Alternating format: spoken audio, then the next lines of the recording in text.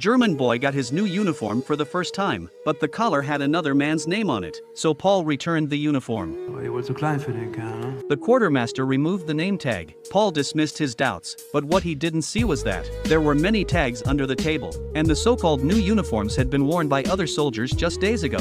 After the soldiers sacrificed on the battlefield, their uniforms and shoes were stripped off and packed back to the rear. Then the female workers washed away the blood, tailors mended them, and finally cut off the tags. Because there were too many uniforms, the tags were often forgotten. Then these new uniforms were sent to the newly graduated German boys. Paul was very excited. He changed into the uniform. Next day the recruits eagerly stepped onto the battlefield, but soon their smiles were gone. The French artillery attacked the troops. Paul hastily put on his gas mask. The recruits had just arrived at the trench. They were forced to use their helmets to clear the water here. That night Paul was assigned to stand guard, but with a signal flare, the enemy launched a fierce artillery attack. Paul quickly hid in a dugout. At this moment he was trembling and regretted his decision to enlist. The next day Paul luckily survived. The trench was full of corpses. Paul was ordered to collect the name tags of the dead.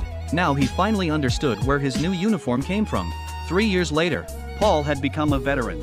Faced with the enemy's artillery fire, Paul was no longer afraid. He dodged the French bullets skillfully. The German soldiers quickly attacked the enemy's trench. Paul even found the enemy's command post. Just as he was enjoying the French food, the table began to shake violently. Even the rats ran away in panic. Paul realized something was wrong, so he immediately went outside to check. At this moment several huge iron boxes were moving towards them. Paul was stunned. Bullets couldn't stop the tanks from moving forward. Soon the tanks launched a fierce attack on the Germans.